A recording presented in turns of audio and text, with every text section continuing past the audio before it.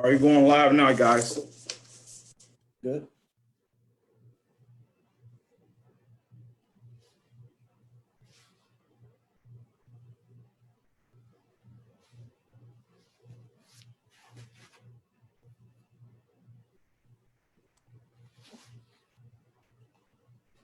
Hey, Ashley. I need your help. I don't see the live.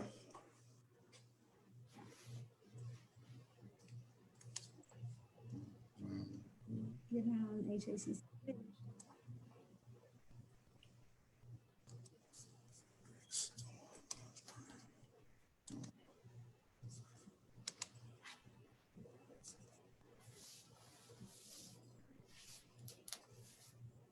Oh, there we go. There we go. All right, Shannon, you gotta.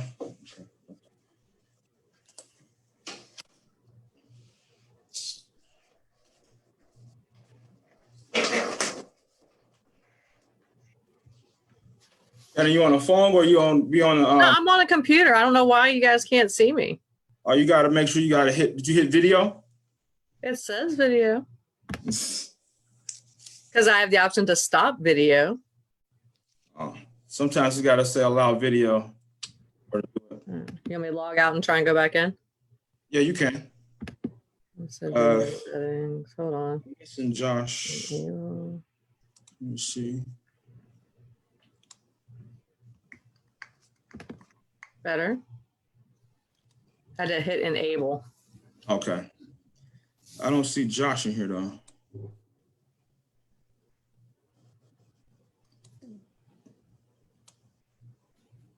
Okay, I'm trying to get Josh in, then we can get ready to get started. How you guys doing today? Good. It's okay. Everything is good.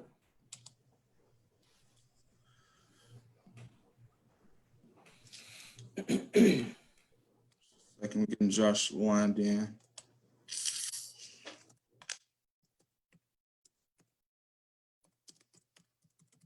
This is our first time, so bear with us. Sorry. Apologize.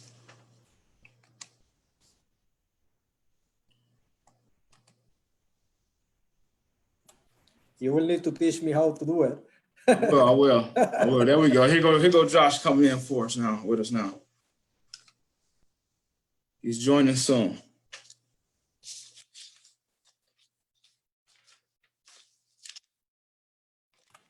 Hey, Josh.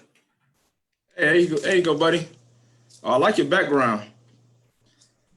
First of all, I want to say good morning, everyone, and thank you guys for joining us today. What we want to do is provide an opportunity for individuals to kind of hear what goes on in different areas of housing, from leaders in housing industries across the nation. And this is just an opportunity for us just to share how we're dealing with this issue. Today's topic is the COVID-19 crisis that we're all facing and dealing with. And I know it's a challenge. The title of our panel discussion is the balcony and the dance floor. The concept of the dance floor and the balcony is that at times you have to get off the dance floor and get to the balcony so you can see a big picture of what's going on. Now, while you're on the dance floor at times, you get an opportunity to really take a look at the people next to you, what's going on, where you're in the weeds. But at times as leaders, we know that it's time to stand up, get on top of the balcony and kind of really get a visual of everything that's happening so you can intake it and make effective decisions. So with that said, I just want to say thank you again. And I want us to start by allowing with Nina first. So the goal is to do an introduction and just tell us a little bit about what's going on at your housing authority, about what's happening in North Chicago related to COVID, some wins, some losses that you guys have, some things you learned. So let's start. You got to unmute yourself, Nina.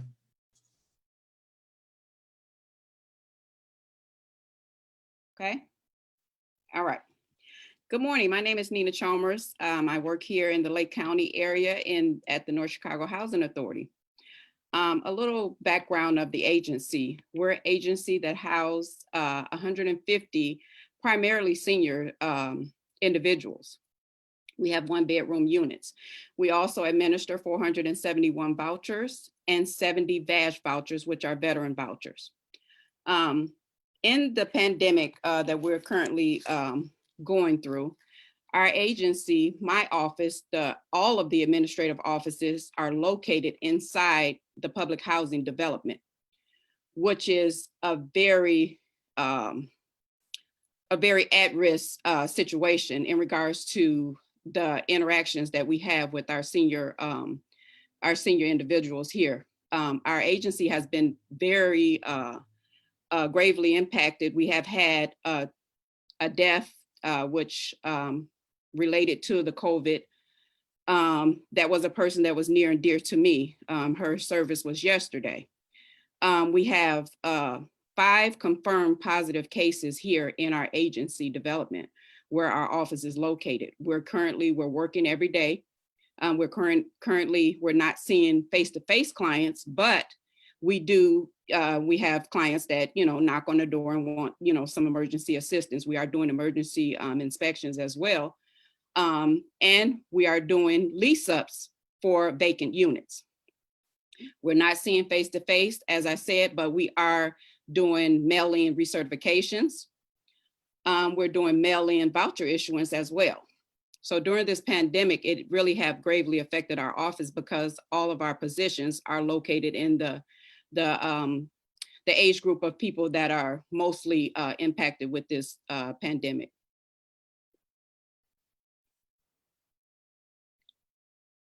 I can't hear you. Thank you for that, Nina. Our prayers with your clients. I once worked in the Lake County area, so I'm pretty familiar with your operations and a lot of clients that you serve there. So I appreciate that. So next, let's go to Josh. You kind of give us a background on who you are and what's you guys been dealing with as related to the COVID-19, please. Sure. My name is Josh Meehan, Executive Director at Keene Housing in Keene, New Hampshire, which is in the southwest corner of New Hampshire, right where we got Vermont 20 miles to our west and Massachusetts about 20 miles to our south. We're the county seat, so we're the city of 20,000. And then all around us, it's fairly rural. That has lots of implications in terms of what COVID looks like here, because we've been not by any means spared, but in our county, we've got 50 cases. 2 of them were, one was a resident and one was a voucher holder. Our portfolio is really diverse. We serve about 1,000 households, and we've got, you name it, USDA, RD 515 property, bunch of HUD multifamily, 202. We've got a large relative to our community size, a large voucher program. We have a fairly large non-elderly disabled voucher program, Mainstream 5 and Mainstream 17 program, foster youth independence program. And we are one of the original moving to work agencies from the original cohort. So we also have a whole host of locally designed programs that use HCV funding, but in different ways than one would traditionally see. COVID for us, really about half the households we serve have an elderly or disabled member. So we have people at great risk statistically of becoming profoundly ill or perhaps dying from COVID. And like so many of us, we had plans for fires, we had plans for floods, we had no plan for a pandemic. Yes. So we had to, in very short order, stand up a different way of doing business. And for us, what took primacy was, how do we try and stop the spread of it, or at least slow it down, especially in our elderly and disabled properties. So for around the first couple of days of March, we started planning, because we kind of saw the writing on the wall, because we're really close to 2 hours from Boston, so and less than that from Hartford, Connecticut. So we could see the numbers coming, and realized that even though there was no state of emergency declaration either by the Fed or our state, that we needed to start preparing for it. So in pretty quick order, we shut down all the community rooms and all the properties, to the point where we sort of took the chairs away, flipped the tables over, the whole 9 yards, which most of us have probably done, weeks ago at this point. Stopped all activities, all social activities at the properties were stopped. And we very quickly transitioned staff to working from home, and our maintenance staff are continue to today, although June 1st, this is going to change. We've only been doing emergency work orders. And when a work order is called in, the person on the phone asks a series of health questions right away. Is anybody in your house sick? Do they have these, symptoms? And if yes, then we make a second choice. What is it really emergency? Because we all know there's emergencies sometimes are a little bit relative to the person making the call. But if it is an emergency and we have to go in, our guys, I say guys, we have one woman on staff. So our guys and Patty will make the resident and residents, if there's multiple people home, physically isolate from our staff when we go in, and our staff wear masks and gloves and make the work order completed. Right now, we're in the process of thinking about how we start to open things up a little bit. So we've done a lot of things at the office, arrows on the floor to dictate which way people walk. People have to wear masks in the office. If they're in the halls, if they're in their own office, we ask that they close the doors. There's sort of a long list that all of us are probably, sort of doing similar things or thinking about. And the last thing I would just say in terms of lessons that we've learned is we actually can do a great deal of our work remotely. And we never thought that. We always thought that face-to-face interaction was really important to our residents, really important to our voucher holders, and really important to us. And what we're finding is that between Zoom and email and phone, all of the parties I've just described are fairly comfortable doing work that way. So that's been very interesting and surprising. So I'm sure we'll all have lots more to say, but I guess I'll stop there. Okay, well, thank you for that. Glad to see you doing that you're healthy. I know we work a lot together with MTW because we're MTW here, along with FADA and the various other industry groups. So, Mr. Vega, you're next. Can you give us a brief description of yourself and some of the things that you guys are doing over in Ohio? Absolutely. Thank you, David, for the opportunity. My name is Joaquin Cintron Vega. I am the president and CEO for the Lucas Metropolitan Housing Authority out of Toledo, Ohio.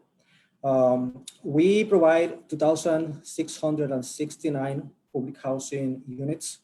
We have 4,732 housing choice vouchers, 322 low-income housing tax credit units, 198 market rate units, and 107 home ownership properties.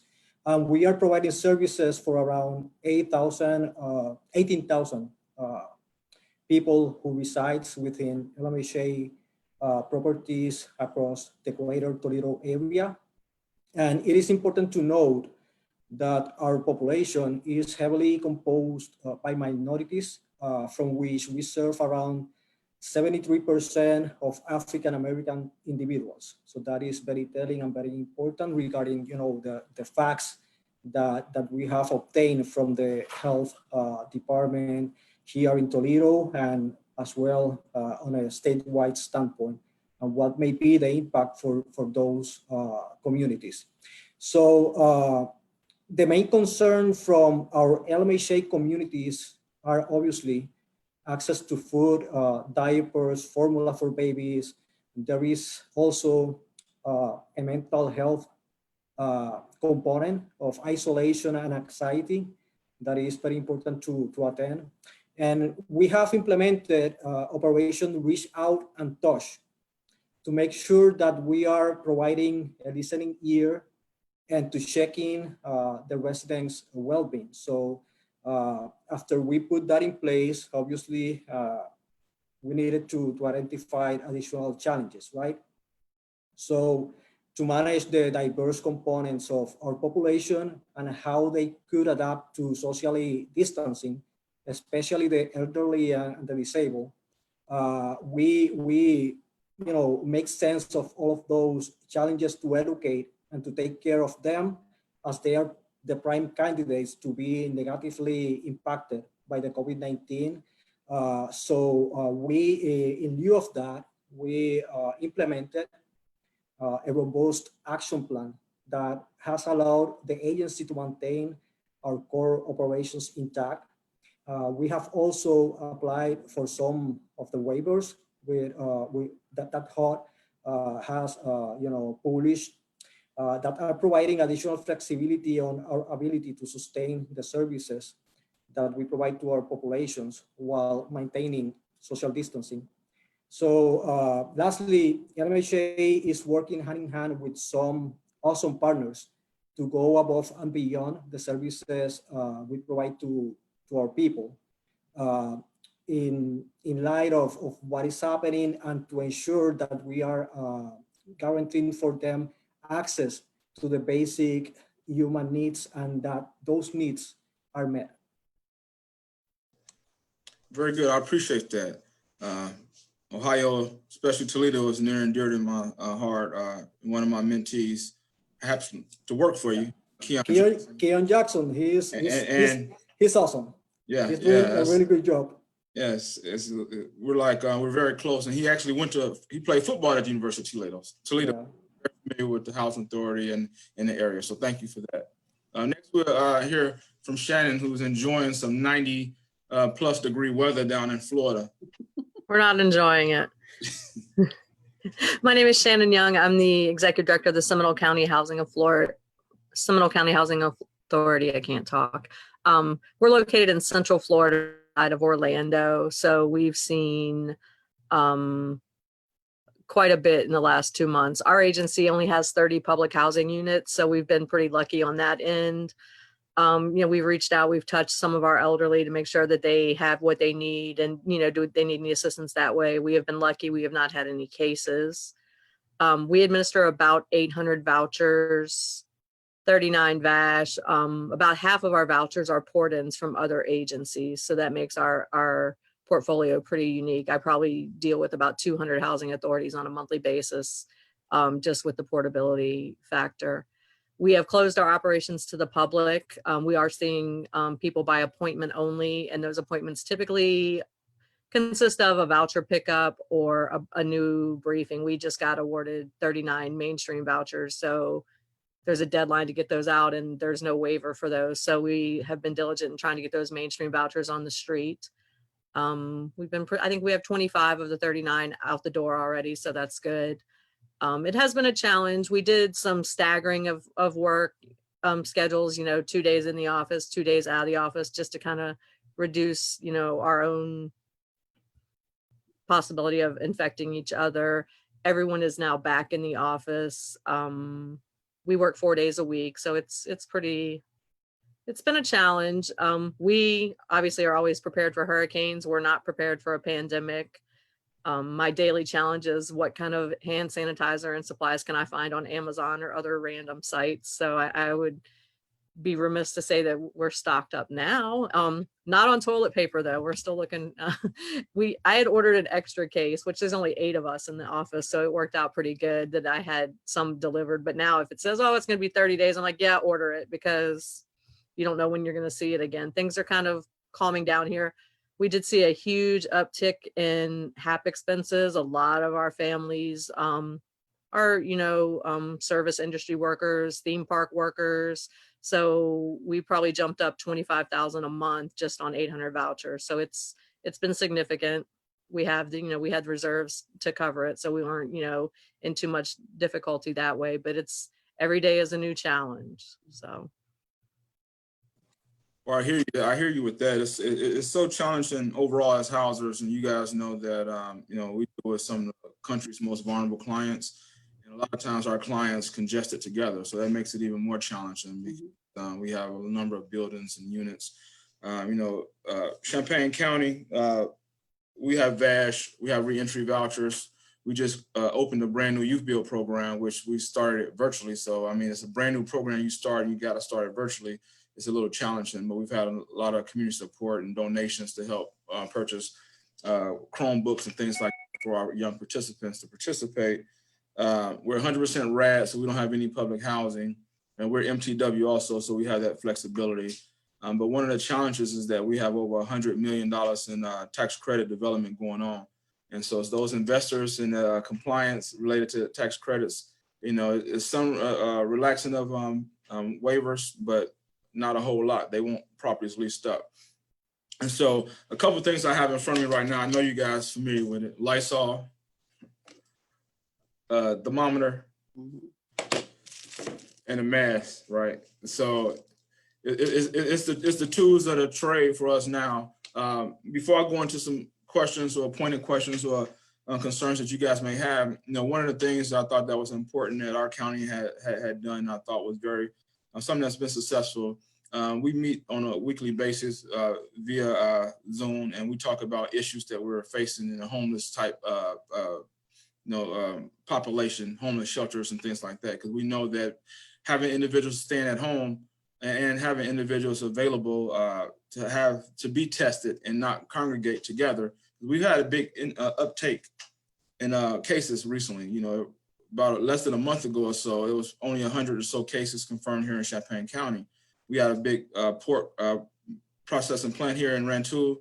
There's a lot of cases there. So now we have over 500 cases to date in Champaign County, which is scary when you say that we're getting ready to open back up. But we're really trying hard to deal with this pandemic, in a most appropriate way. So a couple other things that we've done is we've created a special voucher. We set aside 50 vouchers or project-based vouchers or RAD units for individuals transitioning out of a homeless shelter. They have to be in the homeless shelter 14 days, and the homeless shelter has to work with them to provide continued support so they can be successful. Communities come together to provide security deposit help and assistance. And we want to do that so we can free up the shelters to bring some of the people that's in the streets or couch surfing, into the shelter so we can start working with those individuals. So I think that's something that's been pretty successful, along with, the health department has really worked hard with us, really well with us in our area. We're starting to do the self-administered tests where the health department will drop a bunch of tests off to our senior buildings. We can get those tests taken and also collected and given back to the health department. And so it's a lot of things that we're trying to do just to ensure the safety of not only our clients, but also our staff members. Lastly, what we've done for our staff members, maintenance and management staff, like you mentioned earlier, Nina, is, you right there in the midst of where all the residents stay and live and then play in a sense. We shut down mostly all the TV rooms, computer labs, and community rooms and things like that, however, but it's still an elevator. Mm-hmm. Still got to walk through the front door. Mm-hmm. So, we're doing constant cleaning. We hired a minority contractor to come in and help with some of the cleaning so we can ensure that. But we plan not a hazard pay, but a differential pay to our staff that has been working on site, during this pandemic. We started shutting down in early March, middle part of March. So we've, for the staff, that's the maintenance and management staff, they get a higher pay. And the office staff that's coming in at least 2 or 3 times a week, we paying them a little also. So it's hard times for everyone. So we're just trying to do what we can. But our industry groups, FADA, NARO, CLAPTA, the MTW Collaborative, together, they've been really working hard with HUD and our elected officials. And I just want to hear from you guys what you think about some of the changes that's come to fruition, since this occurred, and our industry groups got together and formed a solid team to really work with legislators and people in Congress and HUD around this. So, whoever want to respond to that question, feel free. So, David, in the standpoint of LMHA, we have obviously joined those advocacy efforts. And as you know, we have been part of those calls with the housing industry entities, CLAFA, FADA, NARO, and we have been following up with the Congress men and women that represents us in Ohio. Based on that and based on those advocacy efforts, we received obviously what you all know, funding through the CARES Act. And in the case of the Lucas Metropolitan Housing Authority, we received supplemental funding for the public housing operating fund in the amount of 1.9 million, and we received $500,000 for housing assistance payments and admin fees. So in light of that, we are implementing a lot of measures to make sure that we are covering all um, COVID-19 related expenditures, and more importantly is to keep pushing and to keep supporting the advocacy efforts. So right now, what may be next? What should be available in the next few months or so? So we are talking right now that the additional potential federal assistance that may come maybe the HEROES Act, right? That is something that will provide around 3 trillion on additional funding. So that is proposed as the fourth stimulus. It has a plethora of housing funding. The bill includes many housing-related provisions, such as additional funding for public housing. We are talking about around 2 billions, 4 billions for tenant-based rental assistance, including 1 billion for new temporary vouchers for individuals and families who are homeless or at risk of becoming homeless, and also individuals fleeing from domestic violence. 750 million on project-based rental assistance, 5 billions for the community development block grant, and an additional 100 billion for the emergency rental assistance program. So, but however, it remains to be seen how much of this will make it through the Senate, right? So, like I said, advocacy efforts must remain strong, and LMHA will participate accordingly.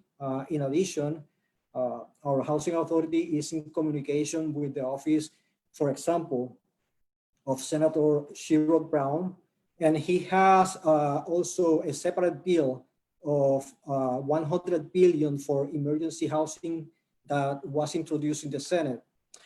That is included in the HEROES Act, but Senator Brown has also introduced this provision as a standalone bill. So for us, it's very important to always be in that channel of communication with the people that has the ability to make decisions and to provide additional support for the housing authorities, because let's face it, this is something that is new for everybody, is becoming for some a financial hardship. And we need to keep into providing the services for those people that have scarce resources. So it's very important, it's critical, it's essential for us to not only remain in communication with those parties, but also to join forces within the housing authority groups. And this is one of those occasions in which I am very happy to say that, because of the initiative of David to put us together, we can have an opportunity to also learn from each other, to see what additional measures or initiatives we can put as it relates to the success stories that we can share in forums like this with each other. So we are looking forward to whatever we can achieve from that standpoint. Well, thank you for that. Thank you for that. I know, Josh, you had your hand up. You want to mention something about the policies or some things that's going on? I did. I just think I'm rarely hesitant to call HUD out when I feel as if they're sort of not carrying the water the way they should, or sort of over-regulating us, or taking an interpretation of a reg that might be taken differently. But I will say that I think, with one exception, which I'd like to talk about quickly, they've done a really good job of standing up their regulatory waivers in relatively short order and making them as broad as they reasonably can. So I do want to give credit to the PIH staff, because I think as much as we've battled with them over the years, at times, they really have responded very well and deserved, I think, some kudos for that. That said, as an example of the industry and us coming together well and effectively in very short order, I would point to HUD's initial interpretation of the eligibility of the use of the CARES Act money to only take effect way too late. Initially, I can't remember now if it was May 1 or what the date was that they had originally said you can't spend that money till May 1. And the industry groups really came together very quickly and pushed back.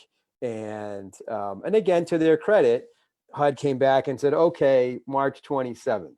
And that has been very helpful for us. But I would also point out with respect to HEROES, the HEROES Act, that many of us did incur expenses prior to March 27th related to COVID.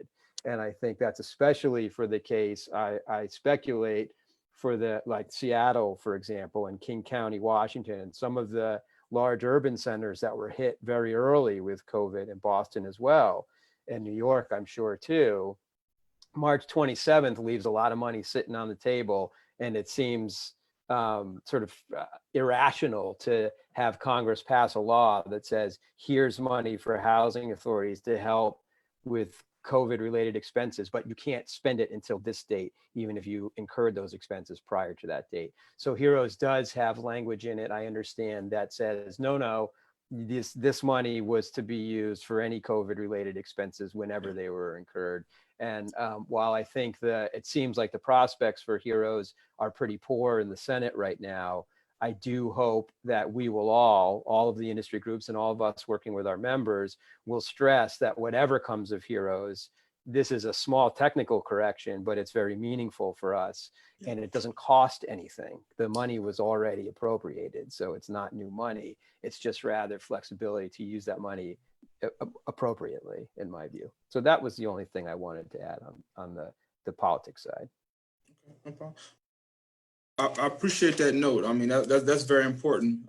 We all know the housing industry, we don't want to bash HUD, right? We want to be partners. We want to work together because we all know that, it's rules. It's always rules to any game. We're leaders in the industry. We're leaders over our staff. So it's rules that our clients has to follow, it's rules that we have to follow, it's rules that, staff has to follow. And so we understand HUD has rules and regulations and why they have them. Now, we may not agree with all of them at times. Being a senior vice president of FADA, we, do a whole lot of negotiations and talk, with HUD and, congressional staff about some of the policy differences. One of the things that, early on, we had a scare in-house in terms of COVID-19, where I was put on a 14-day notice. I ended up being okay, and I had some symptoms and had been traveling, and it was in Chicago, which is one of those big metropolitan areas that's suffering related to a lot of deaths or cases. So it's kind of scary. And so when we look at now, the country's saying, okay, we don't have a vaccine. We don't have a method to really cure or really solve the issue. We're still learning from what we've seen just a few months ago, in a sense. The nervousness around reopening. So Nina, I kind of want you to mention, your thoughts. I know you've already dealt with a loss or two, and some of your clients that's end up being sick related to that. It's only so much we can do as leaders. It's only so much we can do as housers. Nina, I'm kind of familiar with some of your properties and the disinvestment over the years in capital fund and major improvements related to some of the funding that came down the pipeline. It really shows now. So could you just explain how you plan on or you hope to deal with some of the situations as most states start reopening and expecting people to start getting back out more Okay, so first off, our agency, once we got notice in regards to the safe harbor order, we immediately started calling companies to say, hey, we need some kind of professional sanitation going on. We have a unit with 6 floors of people and primarily seniors in each of the units. So we immediately called one of the local companies and had them to come out and give us a plan of action in regards to sanitizing both of our developments. We have 2 public housing developments that are, like I said, primarily seniors in each unit. So we have a sanitation going on twice a week in both developments that sanitizes with a mist solution, sanitizes the hallways. And they do it 5 o'clock in the morning so that, that's the time where there's less traffic in the buildings. We had our offices sanitized because our employees are still coming into work. In regards to the cleaning, the lessening the traffic, letting the residents know that, we are in a pandemic and, we can't mandate them to not have any interaction. They have doctor's appointments. We have a lot of residents on dialysis. We have a lot of things going on in the building where there is traffic. So to minimize it, the best thing we can do is try to sanitize. We have maintenance staff wiping down doors with bleach. We have all staff wearing protective gear. We have a number of things that we're trying to do to not see any of the public face to face. But we are handling our day-to-day operations to try to stay up with the re-exams, stay up with the interims. We have had a mass amount of interims because, we have a lot of people that are off work and we've lost a couple of staff members due to COVID babysitting issues and things of that nature. Daycares are shut down, So we have been impacted because we're a small dynamic of Lake County. It seems as though when we're hit very hard. We've had, like I said, 5 cases positive and a death in the development where our agency is located. So we're just trying to keep everybody abreast. We're notifying staff. I do want to mention that our mayor, our board of commissioners, the Lake County Health Department, all of these individuals have came in and, you guys need help. What do you need? They've given us masks. They've given us gloves, because of, the population of people that we're serving. They're concerned about, do they have food? So we have been, hands-on, in regards to our agency, which means that we are subjecting ourselves to harm. I had an interaction with a positive person, myself and another staff member, and we had to go get tested. It's really scary in regards to coming into work every day because you have families you have to go home to. So you don't want to subject your family to harm, but you have to come to work and you have to do some day-to-day things. Everything can't be done remotely, especially when you're dealing with a population of people that have nobody to advocate for them. So I feel that, my job as the executive director is to ensure that those that don't have a voice through me. So that's what we're doing. That's great. And that's what we want to, do with this conversation. One, just express and show what we're doing as housing leaders throughout this nation, whether it's, in Maine or it's in Ohio or Florida. We all working hard together, one united force to serve, the country's most vulnerable clients. But we also have families also, and we're also concerned about, our health, our not just our clients, but our staff members' health, the mental health. You mentioned that earlier, the mental health issues. Being at home, I'm an extrovert, so I like being around people and talking and socializing, and so I guess I'm getting to do that a little now with you guys. But I'd rather not have to do it because of COVID, but this is what we have to do right now. And so, even with all the major funding sources that's coming down the pipeline, we look at unemployment on a rise. We look at additional costs that we have as housers to protect our clients. We look at decreased income coming into the housing authority. There's only so much money to go around. And I know Shannon down in Florida, one of the biggest industries in terms of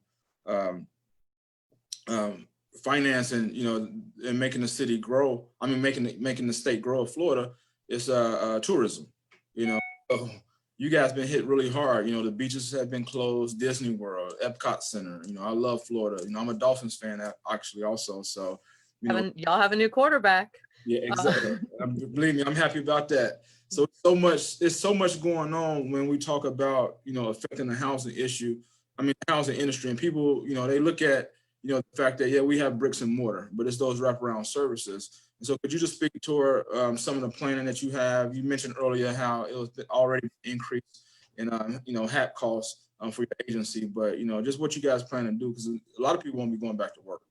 We're taking it day by day. I mean, it's even in my household, my son, his girlfriend, his best friend, all work at the theme parks. They've been in my house for 2.5 months. I need them to go back to work. But I mean, it's been a struggle. I mean, every single person in my agency that is an employee has been financially impacted. A spouse has been laid off, a significant other has. So even my staff who don't have, the benefit of the subsidy payment, they've all been affected. And so, and I mean, there's been days, I mean, we've had, some breakdowns and, husband and wife are together all the time. They're fighting, you're bringing it to, I mean, it's been, so I've encouraged, take a mental health day, you have the PTO time, burn it. We're going to be okay. If we need to outsource some research to stay ahead, we'll do that. So I've just, if you need overtime, let me know, what can I do to assist you? Just even, from my employees standpoint. And I'm about to have a board meeting next week where I'm going to ask, for some critical infrastructure, additional pay for the employees that have really stepped up because they need it and they deserve it. And, I think on the subsidy side, we're going to be okay. The one thing I know about being in the housing industry for 17 years, that HAP account is the account that HUD will always fund. If I spend it, they're going to give it back to me. And I know that. So I'm not stressing on that end. I'm stressing on making sure that I can keep everyone safe, but still, do my, my obligations to HUD is to lease these vouchers and help the families that need to be helped. I sit on the COC board as well for our region, which is a 3-county region.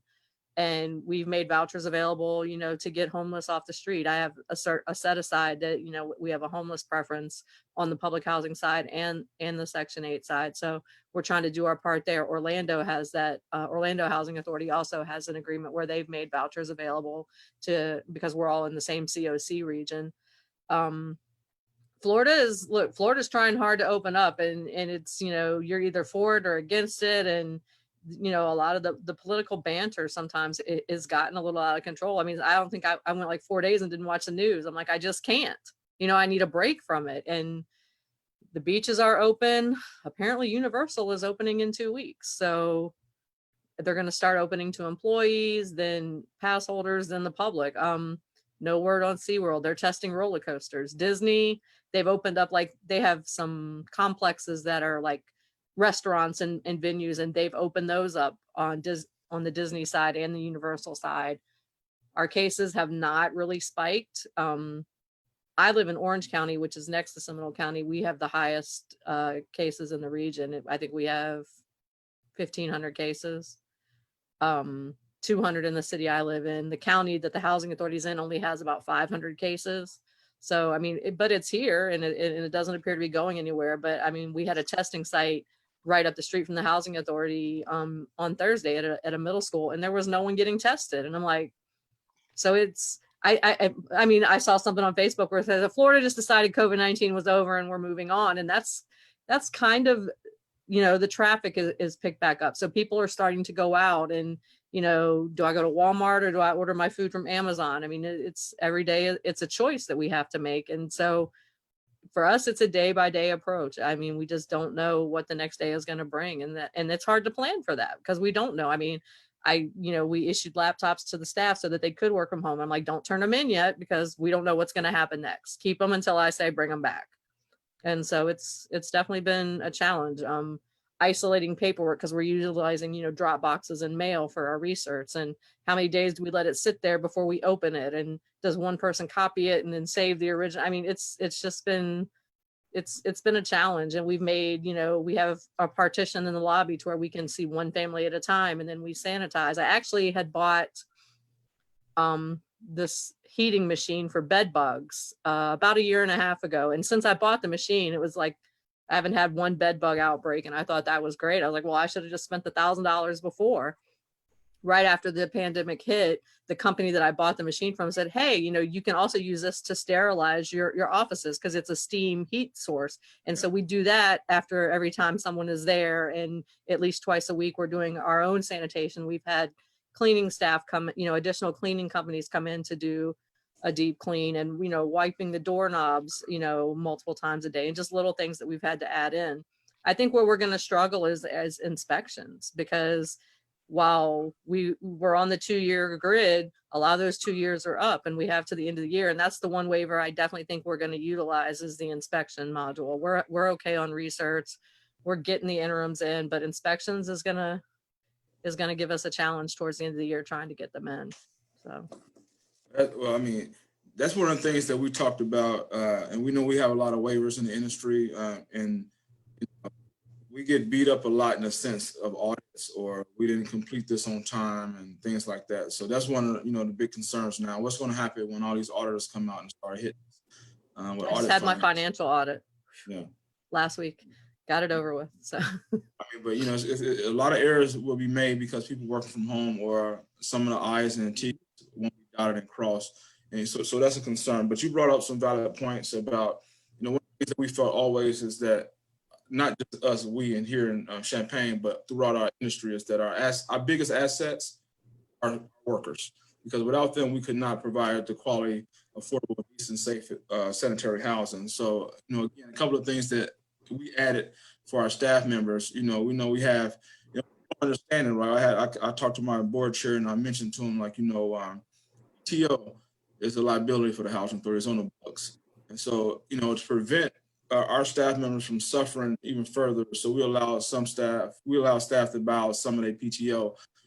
When, some people's like, why would you do that? But like, if we wait for 2 years, it'll be an investment for them, basically, because if they salary rate increase, then that means the buyout when they leave will be a lot more. is less. Yeah. That was helpful because, some of the staff members, family members lost their house, and then the increase of food costs, utility costs, water costs, because kids at home, and then having to use the cell phones and Wi-Fi,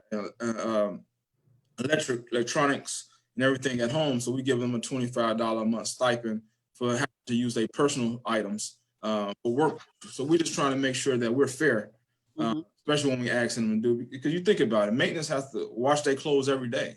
Every time I come in and out the office, I'll wash and spray down my clothes, Lysol, things like that, because we have to be here.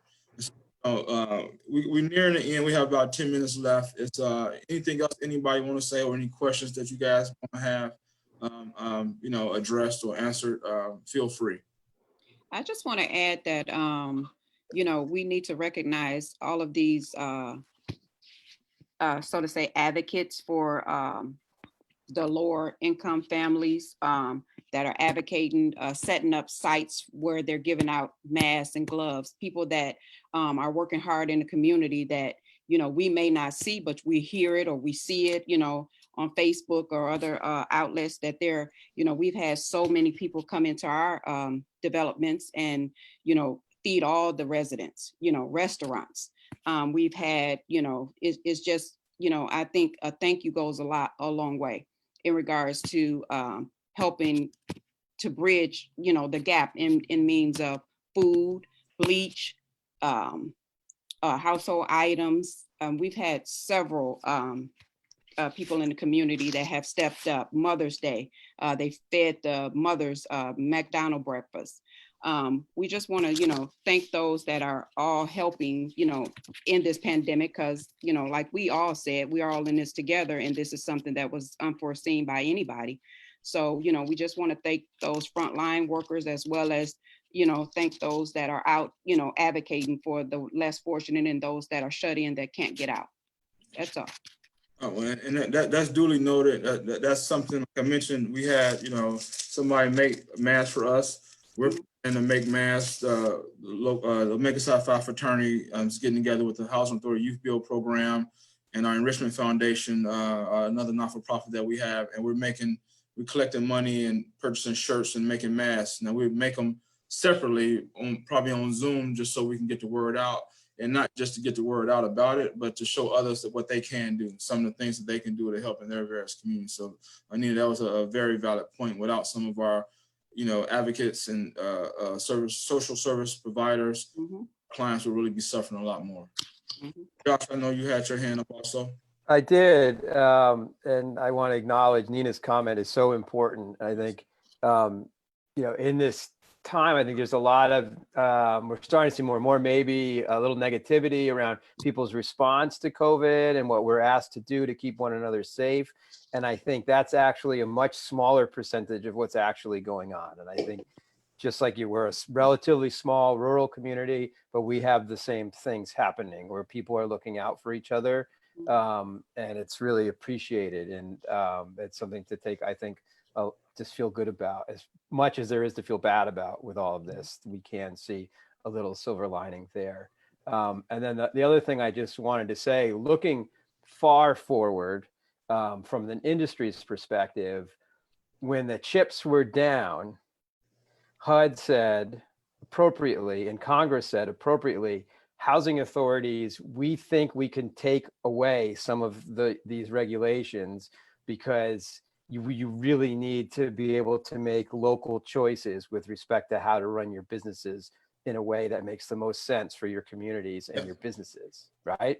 Yep. So I would just posit that we ought to use that as an example as to why things like a much broader expansion of moving to work than we've already seen and much broader regulatory reform makes sense. We've now shown it.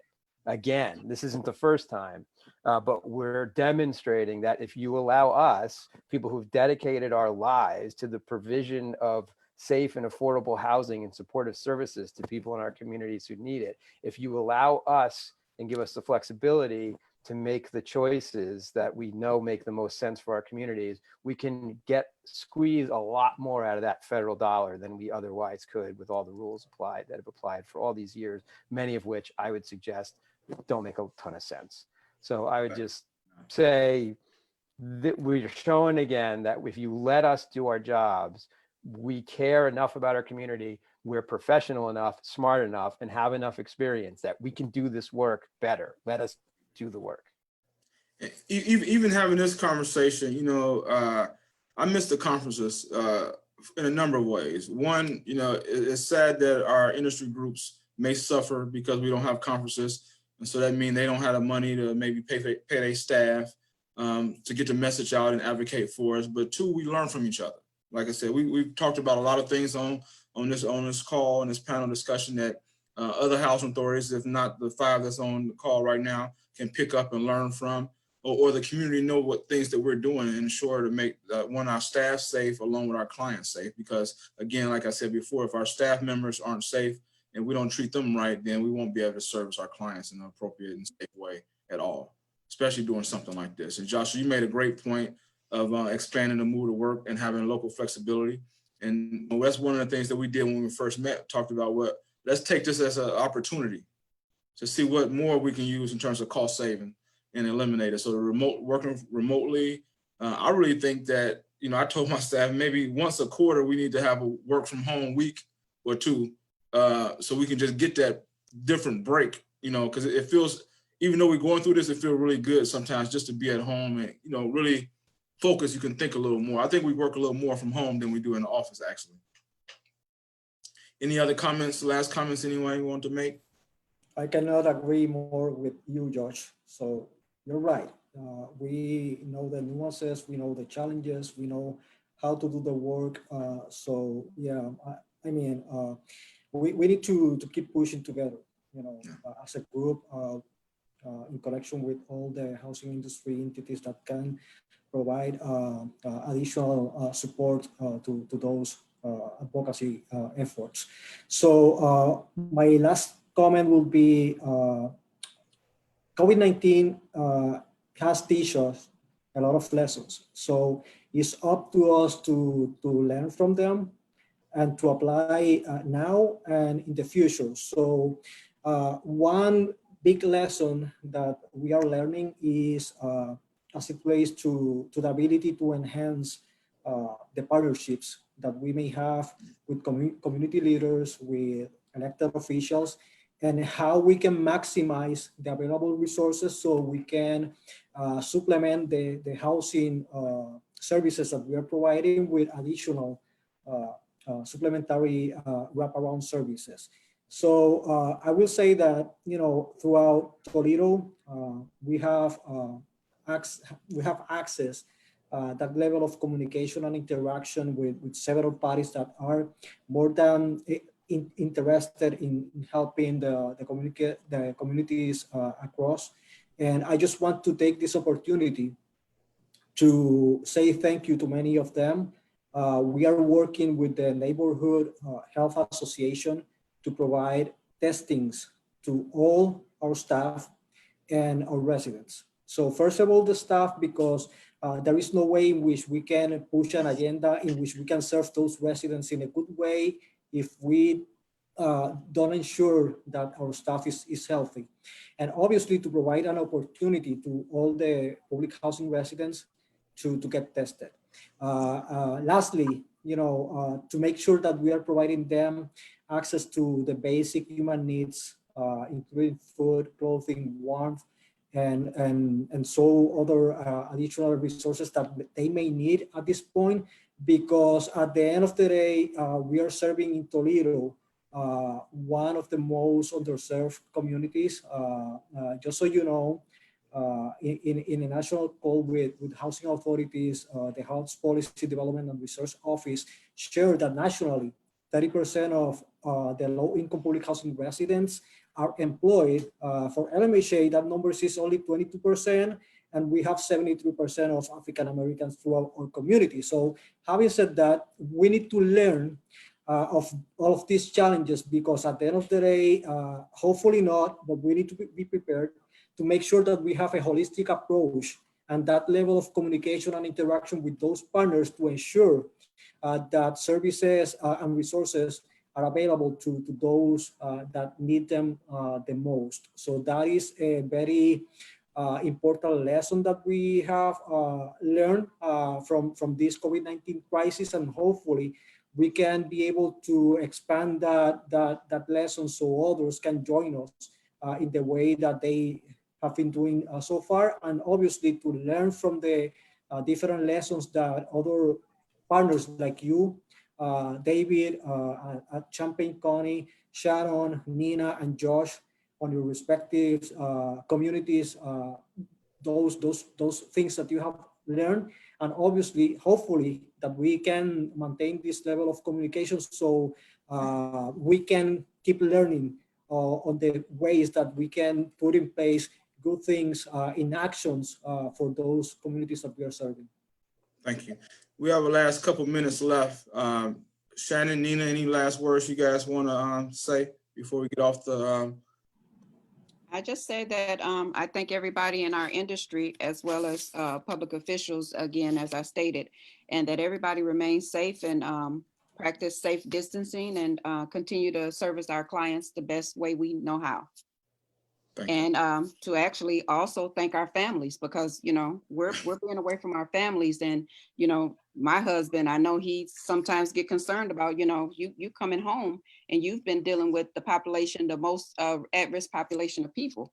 So, to just thank our friends, our family, and everybody who is in our corner in regards to making the community that we serve safe as they can be. Shannon? Yeah, I just wanted to say, it's the network that I've created over the last, 10 years has been invaluable. David, I call you a lot for questions when I'm like, I'm lost, what do I do? But I also would like to give a shout out to HDLI. If you are not on the HDLI listserv, you are missing out, because there's been some great, policy sharing, ideas, questions. And so I'm always going to plug for HDLI. That is probably the biggest bang for my buck that I spend in Housing Authority annual, memberships. So it's just been, I'm just thankful that I have a great network that I can reach out when I need to. And hopefully I'm that person too. If someone has I'm the Section 8 queen. So if you have a question, I usually know the answer. And if I don't know, I can usually find it. I had to call David last week on one, and I was like, man, this is something I've never dealt with. So I'm just very thankful for the network of colleagues that I have that are very always welcome, open to, sharing their knowledge and their experience. Well, I appreciate that. And I want to thank you guys for taking your time out. I know it's a busy time. I know we've been on a lot of Zoom calls, but I think it's important to have a conversation and let people know that houses, around the country that we're working hard to do a good job. We want to share the wealth and the information that's being provided. And, I called it the balcony and the dance floor is because, as leaders, we know we have to do both. We have to get down there and understand what's happening to our clients and our staff members, but we need to have that big over the top balcony type approach also. So again, I want to say thank you for tuning in. I want to say thank you for being a part and sharing. It did record on our Facebook Live on the Housing Authority of Champaign County's Facebook. We broadcasted it out, and our goal is to continue to have conversations on a weekly or bi-weekly basis. Even after this over, it's important conversations that we can have in terms of sharing and learning. So again, I just want to say thank you guys, and you have a good day, have a good holiday, and stay safe, and make sure you keep your family and your staff members safe. Thank you. Thank you, David. Thanks, Thank- David. Thank you. Take care, everyone. Every. Bye. Likewise.